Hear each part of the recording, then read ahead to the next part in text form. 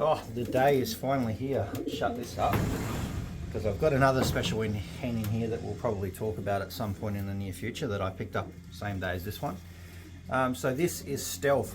The one loft races are finished now in Australia. The birds are starting to make their way back to their owners that finished into the, well, they come home on the final. So we sent 10 pigeons. We got 4 in the final and 2 home on the day, which is quite, like, I'm quite happy with. And this is one of the birds that I bred for the final. I actually bred 4 birds for the final, and out of those 4 birds that I bred for the final, we had 3 of them basketed for the race, and I managed to get 1 home. Zeta was our better place in this. This hen was 7th. Zeta was 2nd, which is pretty good. So we managed to get 2 birds in the top 10 on the final race, which is fantastic because it was a good race. It was a little bit faster than I thought. I did miss actually watching the live stream. I was actually out the back here trying to cut my paddocks before the fire season sort of deadline kicks in. So I was like, I'll do this and I'll come in, but they were an hour earlier and I missed them come in, and I picked my phone up on the tractor and I had 22 messages on there and heaps of phone calls, and I was like, oh man, what has happened here? So I quickly raced inside, turned the computer on, and it was crazy. There was people messaging me, and it was like, I just did not expect it. It was a real shock, to be honest. And we just get a lot of shocks with this line because this is actually a granddaughter of Shock, and also a granddaughter of Storm as well. So and crossed into last pick, which was just like I've mentioned before, the father of this is probably the last pick of a pigeon you would actually choose in a pigeon loft. He's a funny looking thing. He's one of the weirdest shaped pigeons I've got, but he breeds some fantastic looking pigeons, and this is one of them. So I had her and her nestmate brother in the final basketed for it. So for me, that's actually a pretty good sign that we are on the right track with final birds. They just need a little bit more speed. But I'm going to do a final wrap up on the one loft race anyway. Just to, there's a few funny people. I've faced a lot of criticism in this first year of one loft racing, which is quite disappointing. Locally, out of my local federation, and like around Australia as well. So this was quite good that out of the 3 races, we managed 3 top prizes, which is fantastic. And I'm going to address some of those little issues people seem to have as well. So we're really just having a look at this little girl because her name's Stealth. She's definitely changed a lot since we first basketed her to centre on the aeroplane, and she was always there. She was around about always in the top 25 to 30% all the way through, but as the races got longer, she just got better. Because in the first race, initially there was 1,515 birds entered in the one loft race, so it is the biggest one in Australia, and it's really well run. Like, it's a meadow one loft race. It's fantastic. The birds, the condition of this pigeon is amazing. Like, I pulled her out of the basket, and holding this pigeon after being on an aeroplane for 5 or so hours and then sitting at someone's house until I could finish work to pick it up, you would not even know. Normally the pigeons are really rough condition. They're all soft and floppy because they don't like the airplanes. But she was amazing. So they've done a really good job looking after her. You can just see the feathers are literally, in all the feathers, there's not one mark. Like, there's no lice marks, nothing. It's unreal. I told you, I'm in love with this thing. She's a beautiful pigeon. But first race, that was a 300 kilometer race, and she was 393 out of 994 birds. So not too bad an effort. She was there. She wasn't dragging her feet. Then we come to the second race, which was 430 kilometers. I don't know how long. I need to double check and see how many hours are on the wing for some of these, but as the races go on, she got better. So out of the second race, she was 196 out of 815.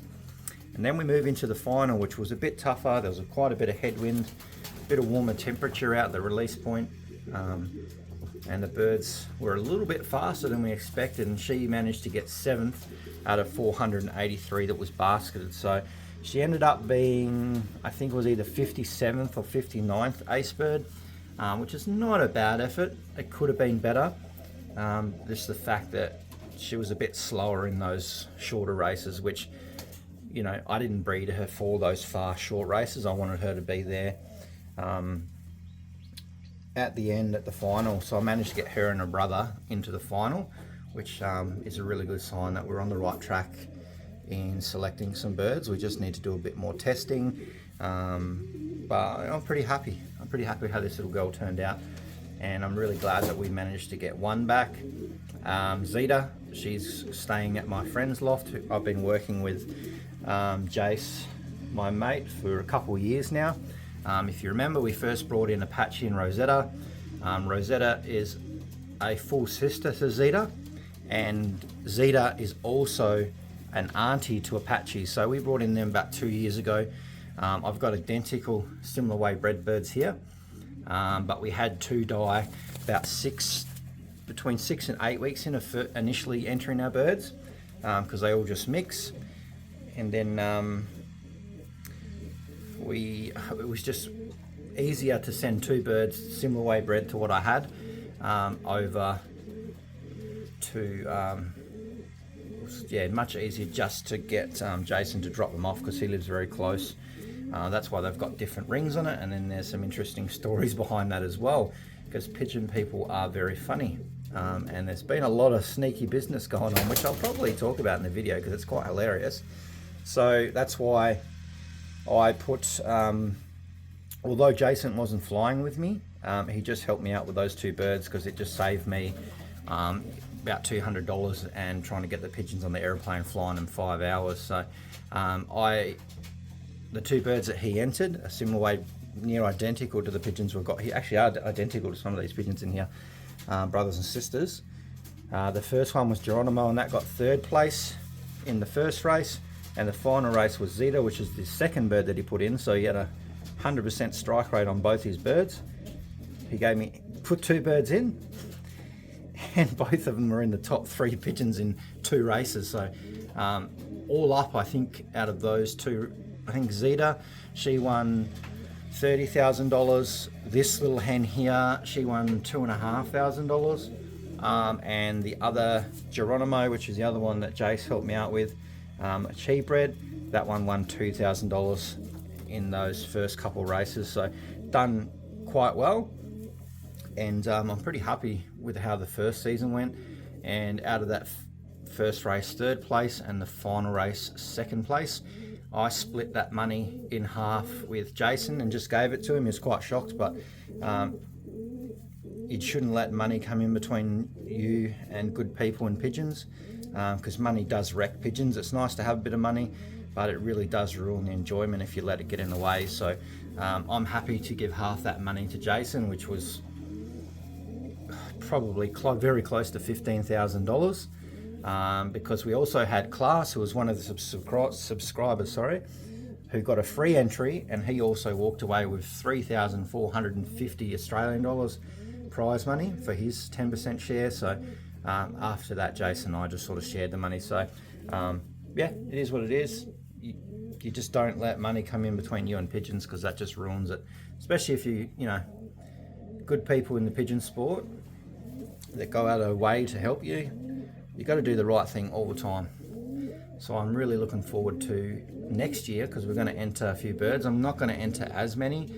I'm just going to put in 6, I think, because I'm sending 5 to Bundaberg, one loft race, and then I'm going to team up with Adam Archer, and he's going to put some pigeons in. So we will look at those birds, because they're on eggs at the moment, and then I'm sure Adam will do some videos as well. So we're going to have a bit of fun this year. Team up with Adam. He's going to do some videos, I'll do some videos, and we'll enter in a few birds as well. So we won't get in one off her, we just run out of time for that, but we will have some other different varieties to test. So stay tuned. One Loft Wise are on the right track, and after that memorable first season at Meadow One Loft Race, because they just done a fantastic job looking after these birds, I think I'm a bit hooked on these One Loft races. So I will see you guys in the video, and thank you very much for listen to me babble a bit. We'll have a full one loft rundown at some point. But I want to finish this up because my potato birds are about to come in from 80 kilometre toss and I want to watch that too. See you later.